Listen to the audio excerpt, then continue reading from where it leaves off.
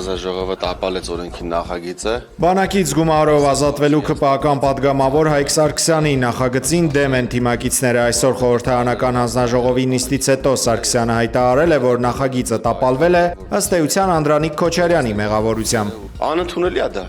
Չի կարա տենց բան լինի, որ դու մարդու հետ անձնական խնդիր ունենաս, քո պետության համար կարևորագույն նախագիծը տապալես, դու ասես տեսար Սարգսյանին տապալեցի։ Գլուխ գովաս, ասես տապալեցի, չկարացավ անի։ Բայց չես ասում, որ դու տալիս ես քո բանակի աշկն ես հանում։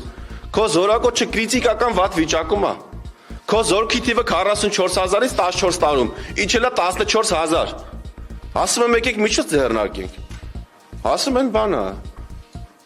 Մեկ խոսում ես Սարգսյան Հայկը բան, իր PR-ի համար անում։ Միշտ եմ իմ PR-ի համար անում։ Անդրանիկ Քոչարյանը մտածածին է անվանել թիմակցի ներկայացրածը։ Հայկ Սարգսյանը սիրում է ֆանտազիային զորտա։ Հանձնաժողովի նիստի ժամանակ Սարգսյանի ու Քոչարյանի հարաբերությունները լարված էին։ ԿՊԱ-ական պատգամավորը նաև իր խոսքում ակնարկել է խորհրդարանի նախագահ Ալեն Սիմոնյանին, որի հետ նույնպես հեռակա վեճ ունի Հայկ Սարգսյանը։ Իրանց նախկին կանանց կամ զոնքաշների կայքերով Զարգաստան ասենք Սարգսյան Հայկը դուս եկել բանի դեպ, կառավարության դեմ կամ վարչապետի դեմ։ Բանակում զինվորների կենցաղային պայմանները լավացնելու մասին Հայկ Սարգսյանի առաջարկները նույնպես մերժել են թիմակիցները։ ԿՊԱ-ական պատգամավորը մի քանի սկանդալային մանրամասներ է հրապարակել այդ քննարկումներից։ 2 տարի խնդրում եմ պաշտպանության նախարարին։ Ասում եմ բանակում շաբաթը մեկ է զորքը լողանում։ Հնարավորություն ստեղծենք თუ ամեն օր լողանա։ Ինչից է խնդիրը ծագի։ 24 թվականի պատգամավորներից մեկը փակ մեր հանդիպման ժամանակ հարց տվեց թոքաբորբով զոհ ենք ունեցել, մահվան դեպք ենք ունեցել բանակում, որ սառաջերով հավանաբար լողացել է, դե ասես մենակ մեր բանակում չի, որ շաբաթը մեկա, բազմաթիվ բանակներում տենց է, ուսումնասիրեմ տասնյակ բանակների փորձը, բազմաթիվ երկրներում զինվորները ամեն օր լողանում են, Հայաստանում աֆրիկական մի քանի երկրներում ու տենց թերի զարգացած երկրներում որ շաբաթը մեկ են լողանում, ասել եմ լրացուցիչ սաղ չի, սա առաջարկեմ, ասել եմ խնդրում եմ, ստեղծենք հնարավորություն մեզ զորքը ամեն օր լողանա։ Դե 2 տարի անցել է նույն վիճակն է։ Հա հիմա ունենք որոշ տեղեր, նոր կառուցված տեղեր, բայց փոքր տոկոսակազմը, որ զորքը կարող է ամեն օր լողանա, բայց մեծամասամբ մեր տեղեքը շաբաթը մեկ են լողանում։ Դե թող պաշտպանության նախարարության ղեկավար կազմը շաբաթը մեկ լողանա։ Դե թող ուրեմն միջև այդ խնդիրը չլուծեն, իրանք շաբաթը մի անգամ լողանան։ Տենամ կարան։ Հայկ Սարգսյանը չի կարծում, թե իր հայտարարություններով դուրս է գալիս թիմակիցների, այդ թվում Նիկոլ Փաշինյանի դեմ, ու մանդատից զրկվելու, քրեական հետապնդման ենթարկվելու մտավախություններ չունի։ Չի կարող հարուցվի, այսինքն պետք է լինի հնարովի գործ։ Իսկ մեր պետությունում հեղափոխությունից հետո չի կարող, ես ամեն դեպքում հույս ունեմ, որ նման բան չի կարող լինի։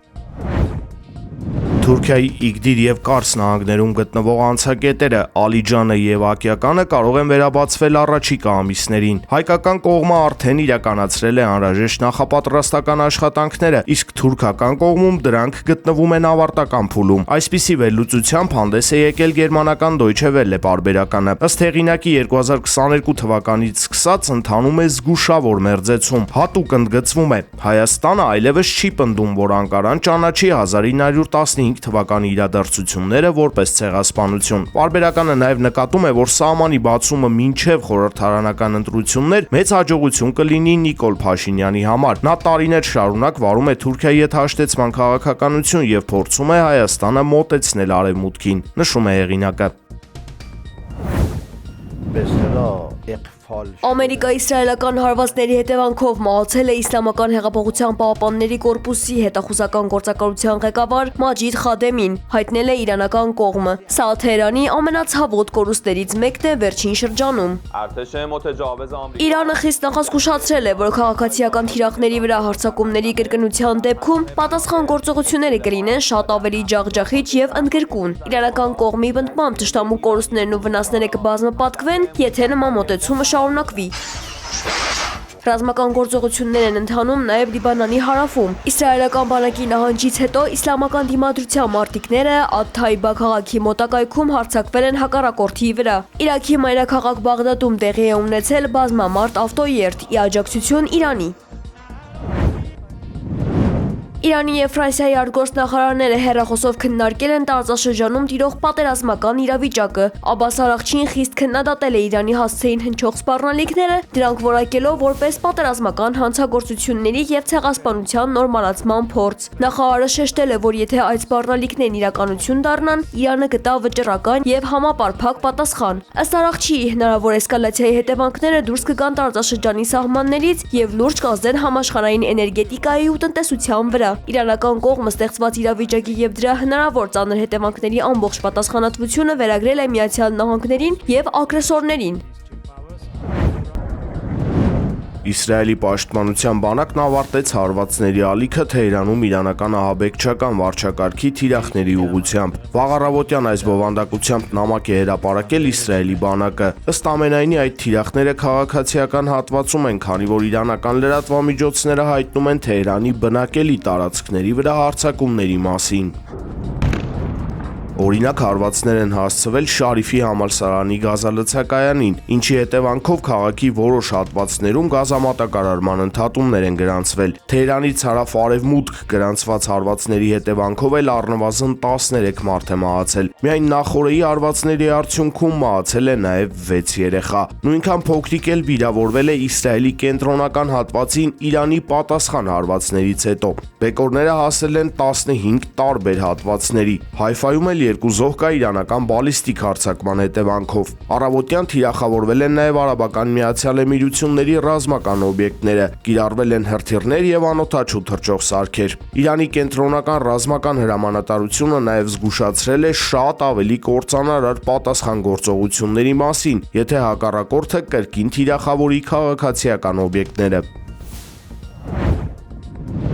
ԱՄՆ-ն, Իրանը եւ տարածաշրջանային միջնորդների խումբը քննարկում են 45-օրյա հնարավոր հրադադարի պայմանները, որը նաեւ կարող է հանգեցնել պատերազմի մշտական դադարեցմանը։ Այս մասին հայտնել է Axios-ը, վկայակոչելով բանակցություններին ծանոթ ամերիկյան, իսրայելական եւ տարածաշրջանային միանգամից 4 աղբյուրների։ Սպիտակ տունը եւ ԱՄՆ պետդեպարտամենտը դեռևս չեն արձագանքել մեկնաբանությունների հարցումներին։ Ըստ տեղեկությունների միջնորդները քննարկում են երկփուլ գործարքի պայմանները։ Առաջին փուլը կլինի 45-օրյա հրադադարը, որի ընթացքում կողմերը կբանակցեն պատերազմի վերջնական դադարեցման շուրջ, իսկ երկրորդ փուլը կլինի բուն պատերազմի ավարտի համաձայնագիրը։ Դոնալդ Թրամփը ըստ ամենայնի 24 ժամով երկարաձգել է Իրանի համար սահմանված վերջնաժամկետը Հորմուզի նեղուցը վերաբացելու շուրջ համաձայնության գալու համար։ Հակառակ պարագայում Թրամփը սպառնացել է, որ երկիրը կբախվի ենթակառուցվածքների վրա կործանարար հարձակումների։ Երեքշաբթի արևելյան ժամանակով 20-ին գրել է նա իր Truth Social հարթակում։ Սա նշանակում է, որ պայմանագիրը կնքելու համար Իսլամական Հանրապետությունը մինչև վաղն առավոտ ժամանակ ունի։ Իրանի ռազմածովային հրամանատարությունը արդեն արձագանքել է Թրամփի սպառնալիքներին, հիշեցնելով, որ Հորմուզի նեղուցը երբեք չի վերադառնա իր նախապատերազմյան վիճակին։ Նեղուցը մշտապես փոխված կլինի հատկապես Ամերիկայի եւ Իսրայելի համար, ասվում է պատասխանում։ Հում նավթի գինը կրկին աճել է, քանի որ Մերձավոր Արևելքում պատերազմը շարունակում է սահմանափակել համաշխարհային էներգակիրների մատակարարումները։ Brent տեսակի նավթի գինն աճել է 1.16%, հասնելով $110.3 իսկ ամերիկյան WTA տեսակի նավթը թանկացել է 1.86%, այն արժե $113.6 մեկ բարելի դիմաց։ Կալինինգրադի Գիանտ առևտրի կենտրոնում խոշոր հրդեհ է բռնկվել։ Դեպքի հետևանքով տուժել է 4 մարդ, այդ թվում 2 հրշեջ փրկարար։ Կան կասկածներ, որ հրդեհի պատճառը դիտավորությունն է։ Հրշեջներին բարեբախտաբար հաջողվել է մարել կրակը։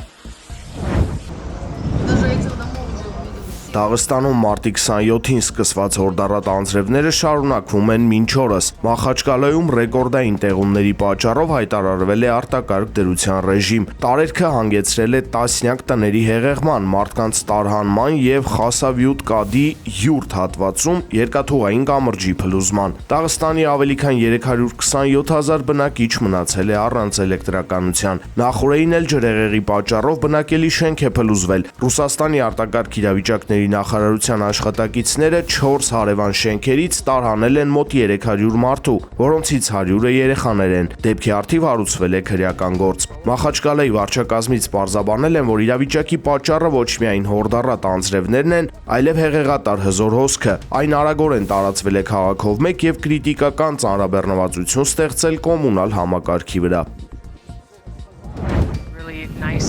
Արտեմիս 2 առաքելության անձնակազմը պատրաստվում է լուսնի շուրջ պատմական պտույտին, որի ընթացքում նրանք կդառնան տիեզերագնացության ամբողջ պատմության մեջ երկրից ամենահեռու կետում գտնված մարդիկ։ ՆԱՍԱ-ն ուղիղ եթերով լուսաբանելու այս գործընթացը, որը կլինի այսօր Երևանի ժամանակով ժամը 21-ին։ Չնայած թռիչքի հաջող ընթացքին մեկնարկից ժամեր անց անձնակազմը սանհանգույցին վերաբերող տեխնիկական փոքր խնդիր է ունեցել։ Համակարգի պոմպը բավականաչափ չէր թրջվել ջրով, ինչի պատճառով այն անջատվել էր։ Տիեզերագնացներին հաջողվել է արագ լուծել խնդիրը, լրացուցիչ ջուր ավելացնելով համակարգի մեջ։